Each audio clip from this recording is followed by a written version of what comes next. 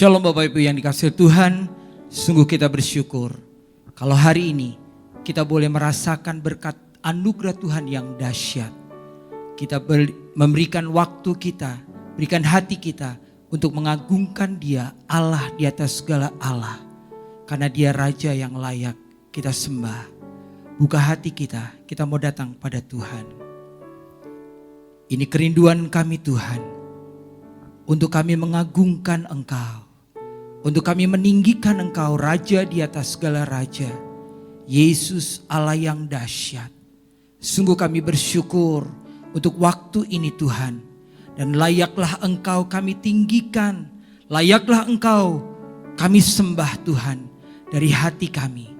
Dan ini kerinduan kami Tuhan. Untuk mengagungkan Engkau. Di dalam nama Yesus. Haleluya. Amin.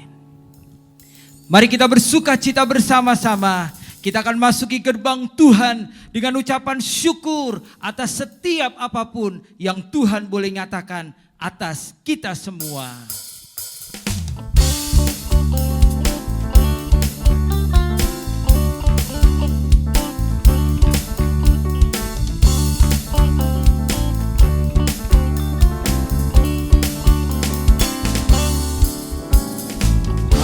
Gerbangnya bersyukur dengan penuh pujian, bersuka di hadiratnya, nyanyi besarkan agung namanya, puja dan jumlah sangkakala, musik dan nyanyian, semua makhluk di bumi di surga dengan senang hati pujian, sebab Tuhan baik, sebab Tuhan baik, sebab Tuhan baik, anugerahnya kekal selamanya. Sebab Tuhan baik, sebab Tuhan baik, sebab Tuhan baik, anugerahnya kekal selamanya. Yesus Kristus Allah Tuhan kita. Yesus Kristus Allah Tuhanku, pencipta segalanya.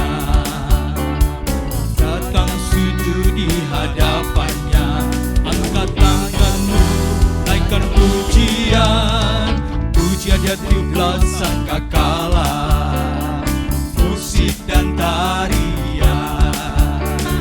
Semua makhluk di bumi di surga dengan siap hati angkat pujian, sebab Tuhan baik, sebab Tuhan baik, sebab Tuhan baik, anugerahnya kekal selamanya. Sebab Tuhan baik, sebab Tuhan baik, sebab Tuhan baik, anugerahnya kekal selamanya. Mari kita akan masuki gerbang Tuhan dengan pujian syukur. Masuk gerbangnya bersyukur dengan penuh pujian, bersuka di hadiratnya, agung namanya, puja dia tiuplah sangkakala, musik dan tarian, semua makhluk di bumi di surga dengan senang hati angkat pujian, sebab Tuhan baik, sebab Tuhan baik, sebab Tuhan baik, anugerahnya kekal selamanya.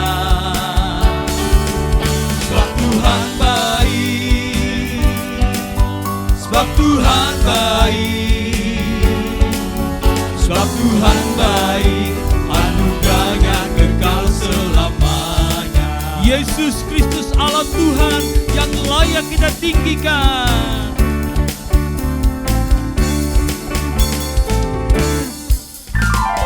Yesus Kristus Allah Tuhan,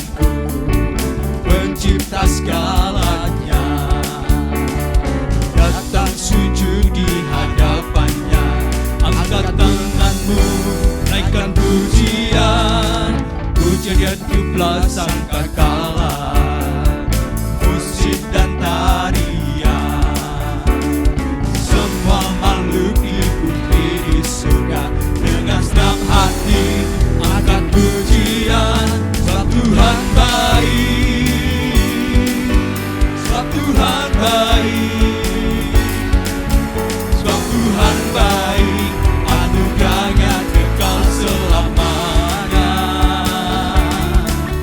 Sebab Tuhan baik, sebab Tuhan baik, sebab Tuhan baik, anugerahnya kekal selamanya. Sebab Tuhan baik, sebab Tuhan baik, sebab Tuhan baik, sebab Tuhan baik, anugerahnya kekal selamanya. Sebab Tuhan baik, sebab Tuhan baik, sebab Tuhan baik, anugerahnya kekal selamanya. Sebab Tuhan baik, anugerahnya kekal selamanya. Sebab Tuhan baik, anugerahnya kekal selamanya. Yes, terpujilah Engkau Tuhan, karena Engkaulah Yesus kebenaran kami. Dan kami tetap mau terus meninggikan Engkau. Kami tetap terus akan mengagungkan Engkau, Allah yang dahsyat atas kami Tuhan. Yes, Lord.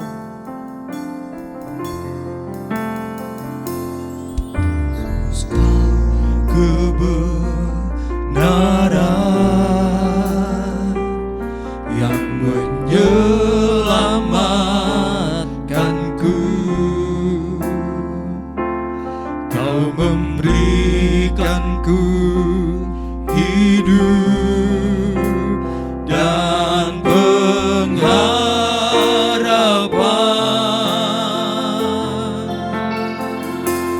Ku ikut kehendak-Mu, ku perlu anugerah-Mu. Ku nyatakan janjiku kepadamu.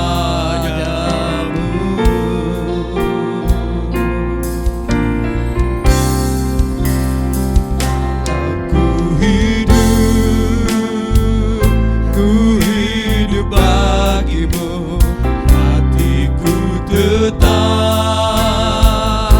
tetap menyembah-Mu. Dunia tak bisa menjauhkanku dari kasih-Mu. Selama ku hidup, selama ku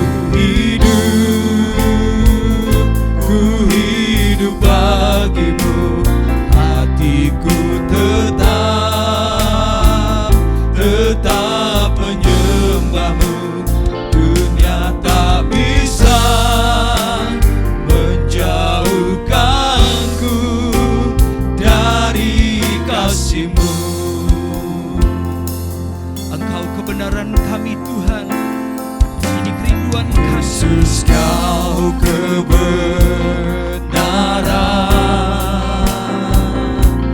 yang menyelamatkanku. Kau memberikanku hidup dan pengharapan.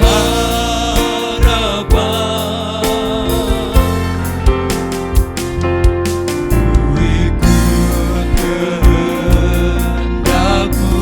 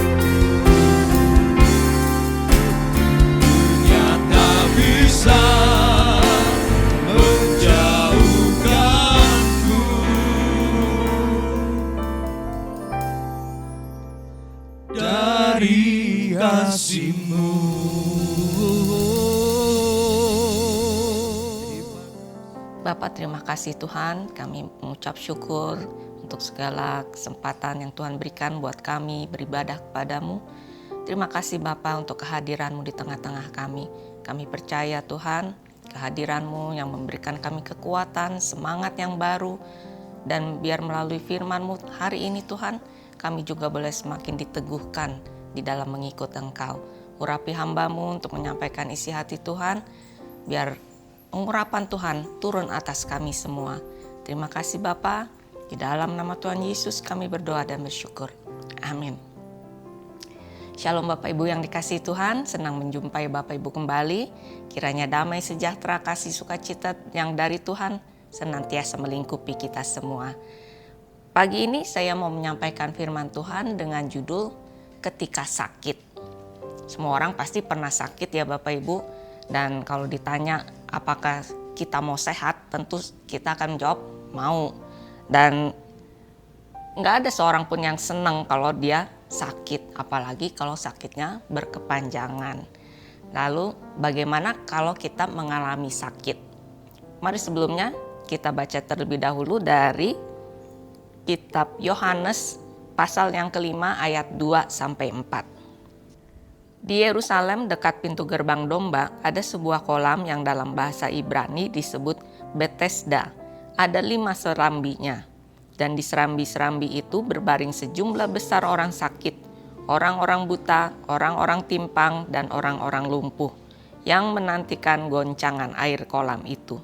Sebab sewaktu-waktu turun malaikat Tuhan ke kolam itu dan menggoncangkan air itu.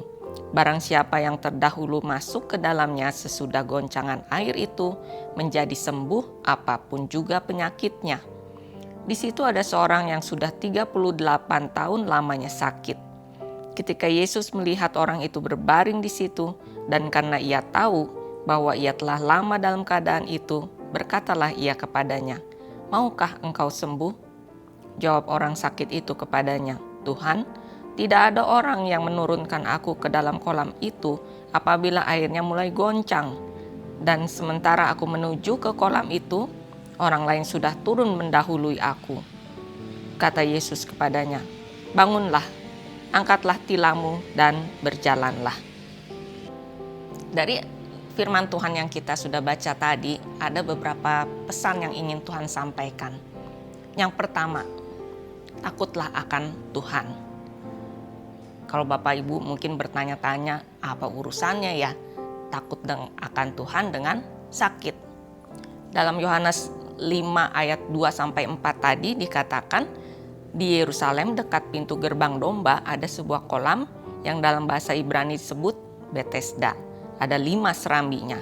Dan di serambi-serambi itu berbaring sejumlah besar orang sakit, orang-orang buta, orang-orang timpang, dan orang-orang lumpuh yang menantikan goncangan air kolam itu. Sebab sewaktu-waktu turun malaikat Tuhan ke kolam itu dan menggoncangkan air itu. Dan barang siapa yang terdahulu masuk ke dalamnya sesudah goncangan air itu menjadi sembuh apapun juga penyakitnya.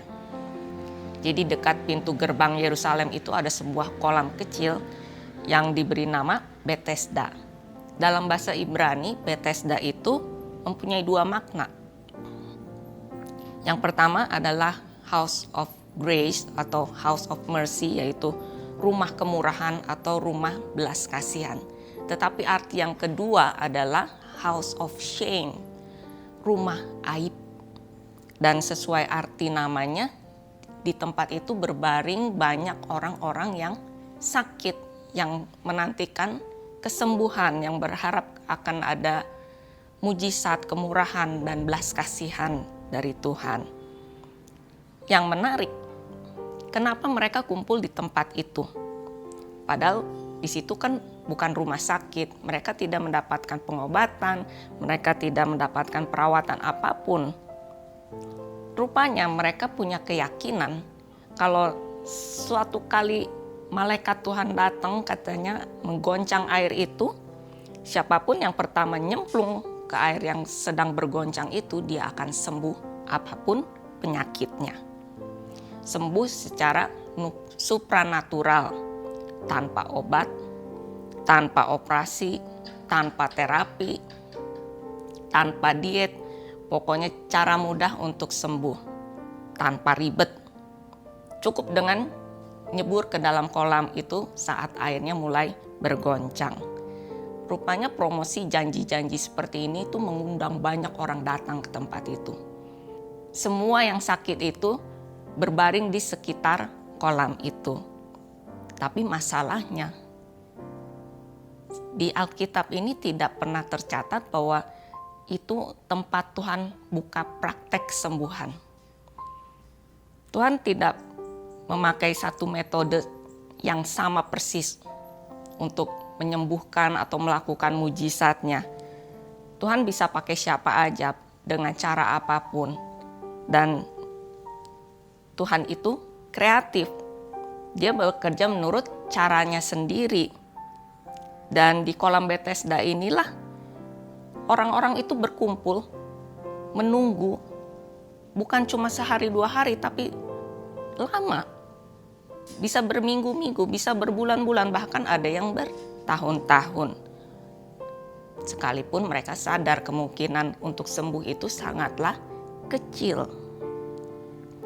Kalau kita tilik melalui kacamata zaman sekarang, mungkin kita akan bilang perbuatan itu suatu yang konyol, tidak masuk akal, absurd gitu ya. Tapi kalau kita di dalam posisi seperti mereka, terbaring sakit, lama, tidak sembuh-sembuh, berapa banyak di antara kita yang rela melakukan apa aja supaya demi mendapat kesembuhan, bahkan melakukan hal-hal yang di luar akal sehat. Tentu kalau sakit kita perlu berobat, betul, tapi berobat yang bagaimana? Kita harus minta hikmat Bapak Ibu kepada Tuhan. Jangan semua pengobatan kita lakukan, tidak semua pengobatan itu benar. Misalnya pergi berobat ke pengobatan alternatif. Kita harus teliti dulu, itu bisa dipertanggungjawabkan enggak secara ilmiah, secara medis. Apalagi kalau pakai cara-cara yang jelas-jelas bertentangan dengan firman Tuhan, tentu kita jangan lakukan. Jangan sampai kita juga mencoba-coba, walaupun itu dengan cara-cara praktek-praktek okultisme. Misalnya kita diurut lah, dikasih benda atau atribut yang mesti kita minum, yang mesti kita pasang, atau kita simpan, kita tanam, atau harus melakukan ritual tertentu, kasih sesajen. Semua itu tidak berkenan di hadapan Tuhan. Kita harus luruskan hal ini Bapak Ibu. Tuhan tidak suka kalau kita berpaling daripadanya dan mencari kesembuhan dari yang lain. Dalam Amsal 3 ayat 7-8 dikatakan, janganlah engkau menganggap dirimu sendiri bijak. Takutlah akan Tuhan dan jauhilah kejahatan. Itulah yang akan menyembuhkan tubuhmu dan menyegarkan tulang-tulangmu. Jadi kalau kita sampai mengalami sakit parah, keadaan yang sangat-sangat penuh pergumulan, tidak berdaya dan tanpa harapan, kita harus jaga untuk tetap takut akan Tuhan. Apapun situasi yang kita hadapi, jangan berpaling kepada yang lain. Kita harus sungguh-sungguh, justru semakin sungguh-sungguh lagi mencari Tuhan, mencari kehendak-Nya. Dalam Amsal 14 ayat 26 dan 27, dalam takut akan Tuhan ada ketentraman yang besar, bahkan ada perlindungan bagi anak-anaknya. Takut akan Tuhan adalah sumber kehidupan, sehingga orang terhindar dari jerat maut. Bapak Ibu, kita adalah anak-anak Tuhan, anak-anak terang. Kita hidup menurut ketetapan dan perintah-perintah Allah. Di dalam takut akan Tuhan, kita akan mendapatkan perlindungan. Kita akan berhati-hati dalam setiap langkah kita, supaya kita terluput dari jerat dan tipu muslihat si jahat. Sehingga kita hidup tenang dalam perlindungan Tuhan, ada damai sejahtera yang terus mengalir, dan ada pertolongan Tuhan tentunya. Yang kedua Bapak Ibu, Tuhan melihat dan tahu. Yohanes 5 ayat 5-6. Di situ ada seorang yang sudah 38 tahun lamanya sakit. Ketika Yesus melihat orang itu berbaring di situ dan karena ia tahu bahwa ia telah lama dalam keadaan itu, berkatalah ia kepadanya, "Maukah engkau sembuh?" Di kolam itu ada seorang pria yang sudah 38 tahun sakit. Dia dikatakan sakit. Tidak dikatakan dia itu buta, lumpuh, cacat ataupun apa. Cuma dibilang dia itu sakit. Dan sakitnya itu sudah begitu lama. Sakit beberapa hari aja membuat kita rasanya nggak nyaman ya Bapak Ibu. Apalagi kalau sakitnya itu selama bertahun-tahun. Betapa menderitanya. 38 tahun itu bukan waktu yang singkat. Lama banget. Dan itu bukan cuma membuat fisik menjadi lemah, semakin tak berdaya, tapi juga membuat mental seseorang itu bisa semakin mundur, semakin rapuh, dan bisa menghilangkan, merusak semangat untuk berjuang, untuk fight itu. Tapi firman Tuhan mengatakan bahwa Yesus melihat dan tahu. Dia lihat dan tahu keadaan si bapak ini tidak baik dan dia sudah lama menderita. Yesus juga melihat dan tahu keadaan kita saat ini. Apa yang menjadi pergumulan kita, yang menjadi kesusahan kita, yang menjadi sakit penyakit kita. Dia sudah tahu berapa lama kita itu dalam keadaan terpuruk, dalam keadaan tidak baik-baik saja, secara fisik, secara mental, keuangan, hubungan keluarga. Tuhan tahu. Oleh karena itu Bapak Ibu, kita harus tenang. Kita tenang, tetap percaya, jangan takut ataupun gelisah. Kita percayakan segala sesuatunya kepada Tuhan karena semuanya ada di dalam kendalinya Tuhan. Sesuai dengan rencananya. Dalam Yesaya 55 ayat 8 dan 9, sebab rancanganku bukanlah rancanganmu dan jalanmu bukanlah jalanku. Demikianlah firman Tuhan. Seperti tingginya langit dari bumi, demikianlah tingginya jalanku dari jalanmu dan rancanganku dari rancanganmu. Kita percaya rancangan Tuhan itu yang terbaik untuk setiap kita. Kalau sampai hari ini Tuhan belum menyembuhkan, belum menolong kita, itu tidak berarti Tuhan melupakan dan meninggalkan kita. Sabar, ada proses yang sedang Tuhan kerjakan. Kan kita selalu maunya dalam setiap pergumulan, dalam setiap masalah, kita teriak pada Tuhan dan Tuhan langsung menolong kita. Tuhan langsung bertindak. Pengennya sih begitu. Tapi kita juga harus tahu, Tuhan juga kepengin kita, bahkan semua orang itu tahu bahwa Tuhanlah yang menyembuhkan. Tuhanlah yang menolong. Tuhanlah yang memberikan kemenangan. Sesuai dalam Yesaya 41 ayat yang ke-20, supaya semua orang melihat dan mengetahui, memperhatikan dan memahami bahwa tangan Tuhan yang membuat semuanya ini dan yang Maha Kudus Allah Israel yang menciptakannya. Biar di dalam pergumulan yang berat Bapak Ibu, Tuhan nyatakan pertolongannya. Di dalam kegelapan, Tuhan nyatakan penyertaannya. Di dalam ketakutan, Tuhan nyatakan kehadirannya. Dan di dalam kemustahilan, biar Tuhan nyatakan kemuliaannya. Yang ketiga Bapak Ibu, jaga hati. Di serambi kolam Bethesda itu, ada begitu banyak orang berbaring di sana ya. Orang-orang sakit itu. Tapi Yesus tidak bertanya kepada semua orang, apakah engkau mau sembuh? Enggak.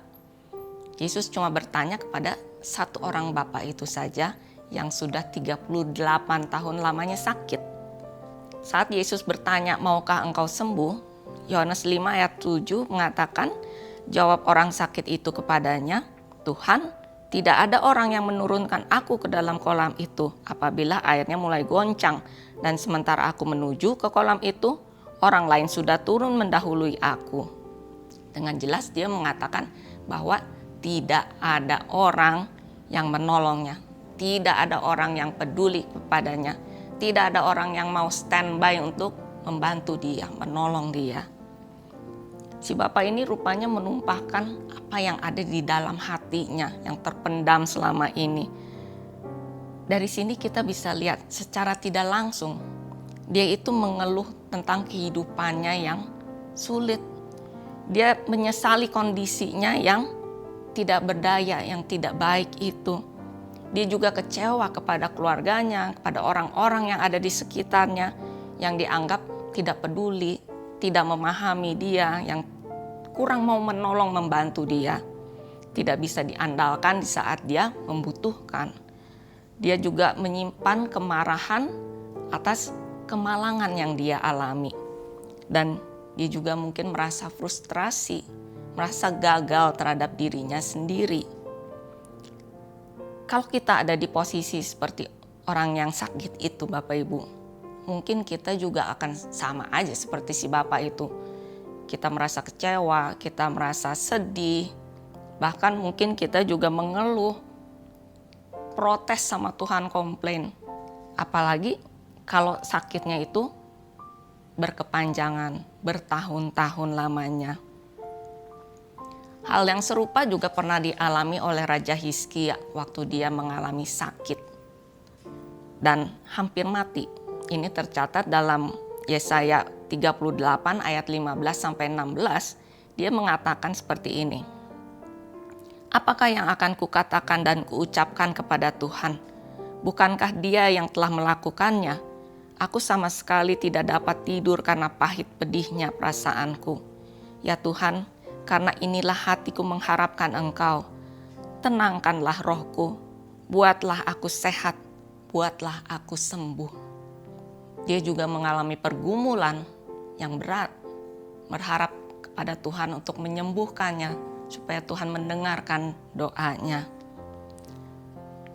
Kalau kita mengalami hal yang sama Bapak Ibu, disinilah kita harus belajar untuk mengelola hati, pikiran, dan perkataan kita.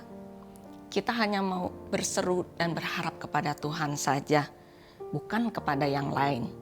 Dan kita harus tetap percaya, melekat sepenuhnya kepada Tuhan, biar damai sejahteranya itu turun memenuhi kita setiap hari. Buang semua pikiran yang jahat, semua perkataan yang negatif kita buang, karena semua itu hanya melemahkan iman kita dan membuat keadaan kita semakin terpuruk. Tapi sebaliknya, milikilah hati yang bersukacita, karena hati yang gembira adalah obat yang manjur. Lalu yang keempat Bapak Ibu, hidup adalah anugerah. Yohanes 5 ayat 8, kata Yesus kepadanya, bangunlah, angkatlah tilammu dan berjalanlah. Bagi orang sakit, perkataan seperti inilah yang dinanti-nantikan, bukan?